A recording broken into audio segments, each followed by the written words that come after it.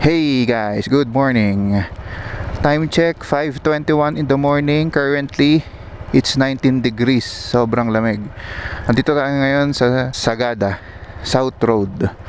So, going to Baguio tayo for today, no? Kahapon from Caloocan to Sagada, hinabot tayo ng 12 hours. So, ngayon, Sagada to Baguio, I think mga 5 to 6 hours lang yan. With stop siguro mga plus 1 to 2 hours ganun. So yun guys, sobrang lamig. 19 degrees, 5:21 in the morning. Average consumption 39.3. Puro ahon kasi dito sa Sagada. So yun, let's go guys.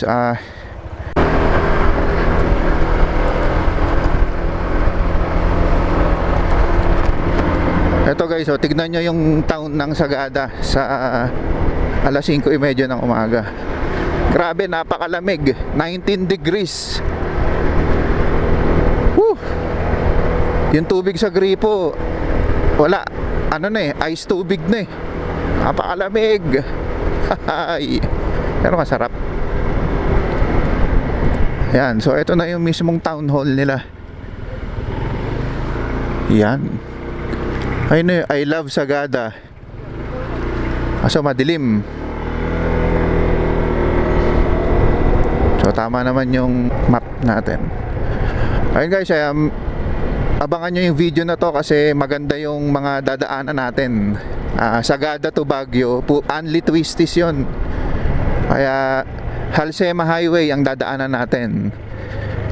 Yung Halsema Highway, kilala yan bilang one of the most dangerous roads in the world. Sa buong mundo hindi lang sa Pilipinas. Yon. So, tignan natin. Nga pala guys, ito yung sample ng Icon Mini Driving Light version 2. Ito yung low beam niya. Ang lawak ng sakop ng daan niya. Talaga ang laking bagay sa mga night rides. Tapos, kung medyo libre naman, tapos medyo ma-fog or basta libre, walang pasalubong, pwede kayong gumamit ng high beam. So yung low beam nito is white low beam. Ang high beam naman niya, ito, boom, diba? Liwanag. So hindi na ako nagkabit ng ng extrang mga laser gun. I think eto sapat na sa akin to, okay na to. Importante lang meron tayong panlaban sa sobrang dilim. Yun. Woo! Sarap Sagada. Enjoy, enjoy.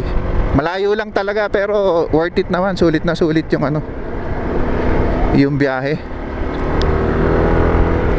So ngayon, breakfast muna kami sa Isang Wow. Yun yung restaurant dito sa Sagada na baligtad yung bahay, yung nakabaligtad. Ma-search nyo yun, Isang Wow. Yun ang pangalan ng restaurant niya. Yun guys, tulad niya pag wala akong MDL, actually okay lang naman. Pero syempre, iba pa rin syempre yung may extrang baong kang liwanag sa gabi, di ba?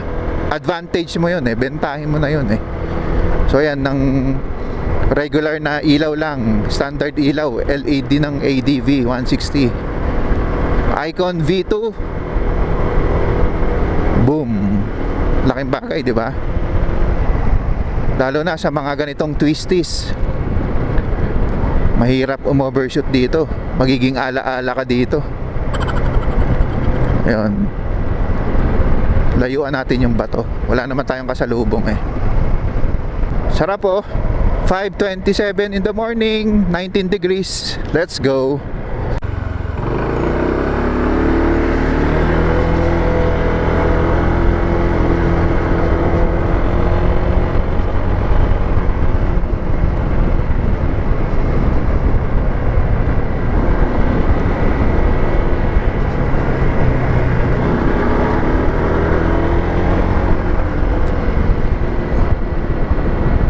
Grabe yung fog.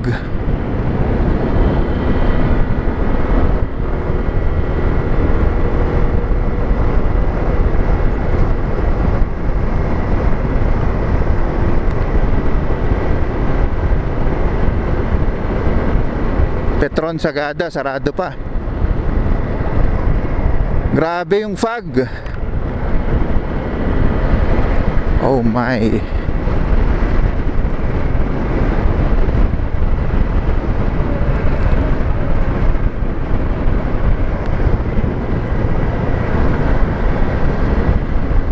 Uy, wala na makita. Grabe oh. Ito guys, tignan nyo. Halos wala kang makita sa harap mo. Pagbaba kasi, ang hina ng bato eh. Hindi tumatago sa fog. Kaya kailangan dilaw. Pagka dilaw ang ilaw mo, tumatago siya sa ano, sa fog, tsaka sa ulan. Sa hamog at tsaka sa ulan. Pak!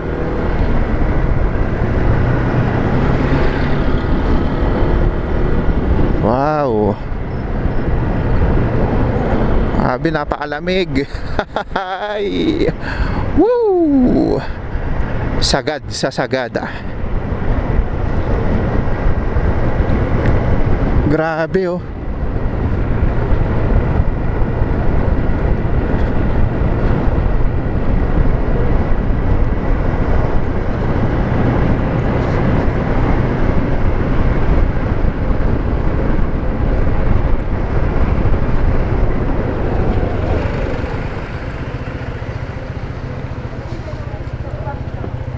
Touchdown, Isang Wow. 5:30 in the morning. All right. Good morning again, guys. Time check. 7:19 in the morning, currently at 22 degrees. Andito ngayon tayo sa kahabaan ng Halsema Highway. Look guys, oh. Ganda. Nakakabusog talaga sa mata dito sa Cordillera.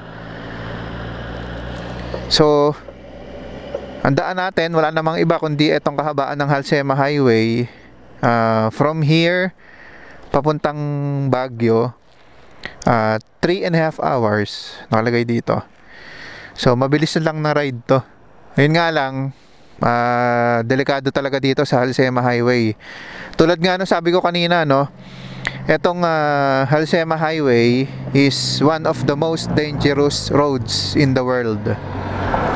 Landslides, unli curves, tapos basa-basa pa. So, yun ang sitwasyon ng Halsema Highway. Anyway, let's enjoy this ride.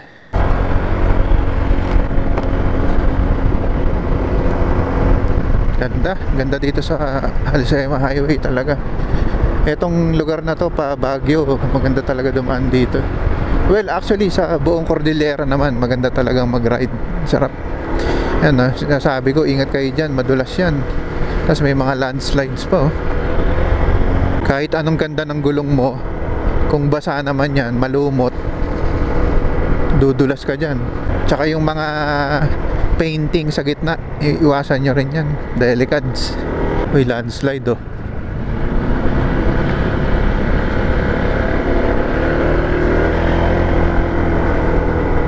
Tatayo sila ng bagong riprap.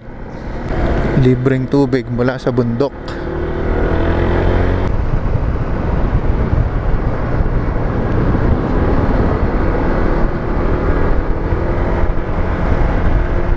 Okay guys, andito tayo ngayon sa Sabangan, kahabaan ng Halsema Highway. Papakita ko lang sa inyo to guys oh. Tignan nyo, sea of clouds. Ayan oh. Ganda. Sobrang tahimik. Tignan nyo naman kung gano'ng kalalim to. Oh. Landslide na rin dun, oh. Pine trees, ang bango. Ay, sarap. Sarap mag-ride. Ride is life.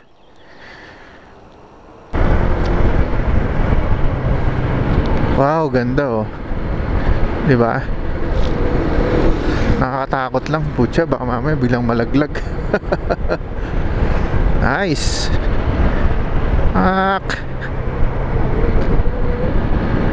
Ganda oh. Guys, oh ganda oh. Meron pang tubig-tubig dito. Nice. guys. Ganda.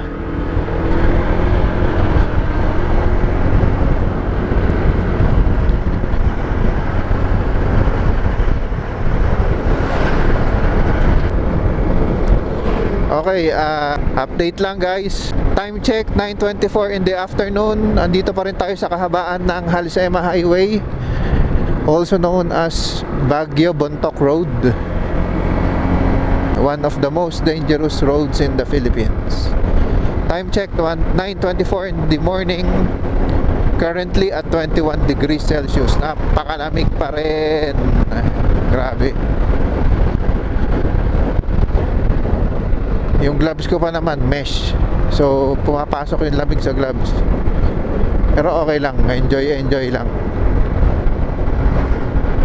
So siguro in 2 hours nasa Baguio na. So mga lunch time, mga 11, 12, nasa Baguio na. Then hanap ng matutuluyan. Wala pa akong booking dun eh. Bahala na ako saan. Madadaanan nga pala natin yung former highest point, Atok Benguet. So tambay tayo mamaya doon. Talagang masarap talaga mag-ride dito sa Halsema eh. Kailangan lang dito maingat ka talaga eh. Minsan kasi may mga sumasalubong sa corners eh. Nakaka-delicates eh. Pag na-aksidente ka pa naman dito, mahirap. Kaya as much as possible, stay on your lane para iwas disgrasya. Sarap. Ang ginaw, mapakalamig. Sarap ng twisties dito sa Halsema Highway. Basa-basa lang, kaya ingat. Hindi ko na maramdaman yung mga kamay ko. Sobrang lamig. Baguio, kaliwa, Kibungan, taas. O dito tayo sa kaliwa. Nga pala guys, pag-usapan lang natin saglit yung fuel consumption. Full tank ako kahapon sa Caloocan. So nagbiyahe na kami. Tapos nag-blink yung gas indicator ko sa Lamut, Ifugao. So banda doon ako nagpa full tank. So from Lamut, Ifugao, full tank ulit ako. 7 liters mahigit. Nakaakyat na ako ng Sagada. Tapos hanggang ngayon meron pa akong remaining 3 liters. So ang tipid niya. Medyo lang kasi puro ahon na to eh. Siyempre mas malakas sa gas pagka puro ahon, dahil mas kailangan ng makina yung power. Kaya yun lang naman, na-share ko lang sa inyo. Anyway, ang ganda ng rice terraces sarap talaga mag-ride dito sa dito sa Benguet, sa Cordillera.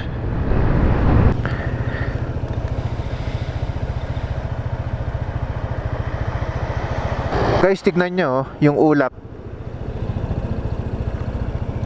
Ayun ulap sa baba, umaangat ayun nakaangat.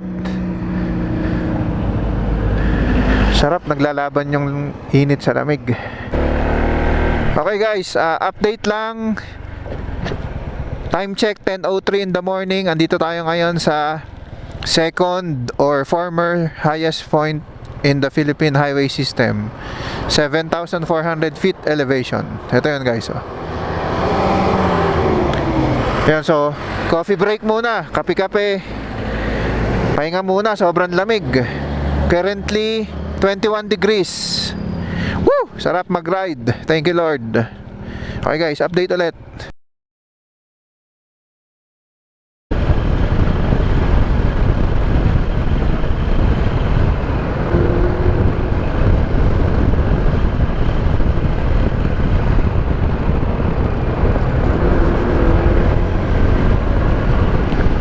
Wow, sarap.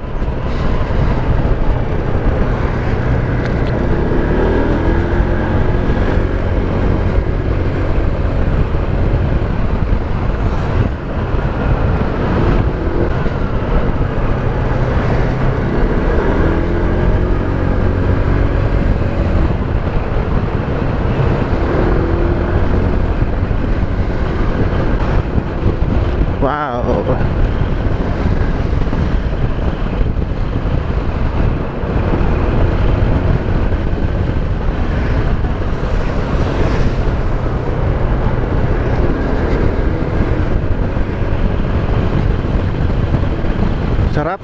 Sarap dito sa Alsema Highway. Ganda talaga ng twisties. Medyo madulas lang, kaya ingat.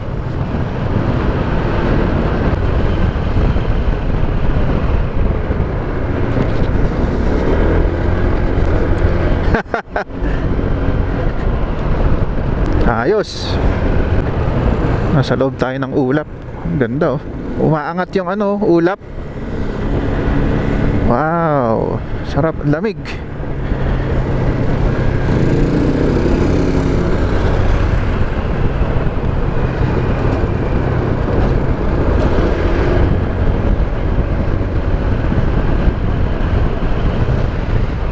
Sensya na kayo guys, wala akong masabi kung hindi amazing.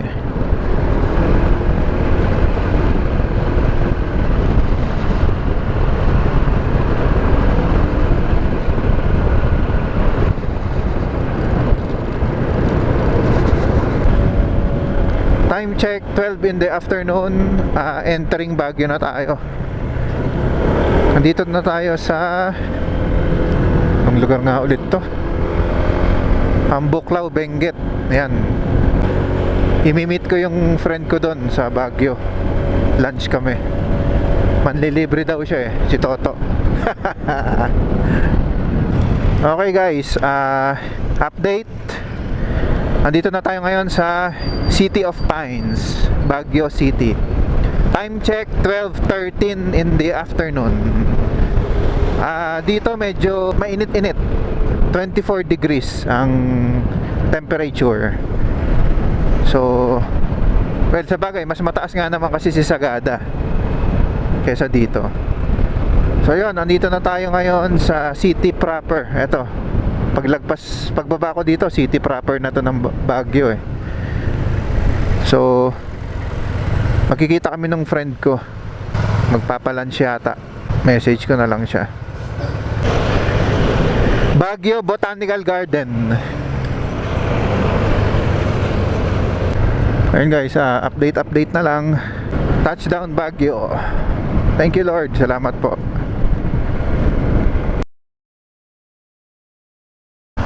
Hey guys, good morning. Andrew here.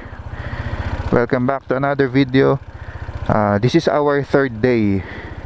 Today is Monday, October 30, Election Day. Time check, 5:46 in the morning. At currently 20 degrees. Andito tayo ngayon sa Takay Lodge. Pauwi na from here. Pabalik na tayo ng Caloocan.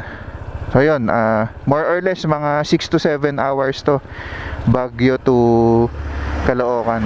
So bayan-bayan tayo ngayon. So andito tayo ngayon along sa Takay Road. Ayun, sunrise guys. Good morning Baguio. Let's go.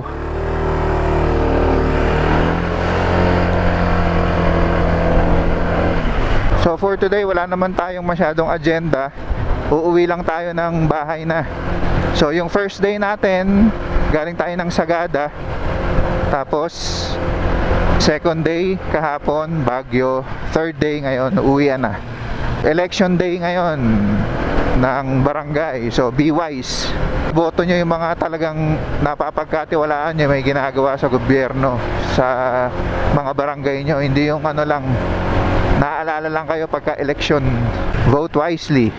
Ayun, dire-diretso lang to guys.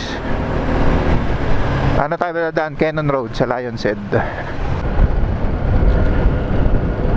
Alright, update as of 6:15 in the morning. Andito tayo ngayon sa kahabaan ng Marcos Highway. Pababa na tayo. Sarado pala ang Cannon Road. Meron daw ginagawa eh.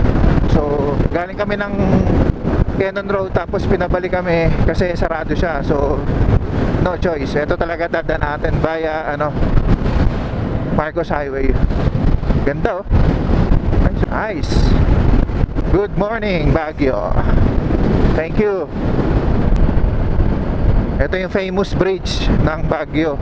Pagka papanik ka na ng Baguio, tapos sa Marcos Highway ka dumaan, ito yung makikita mo. Pag nakita mo na to, nakaka-excite na. Kasi papanik ka na ng Baguio.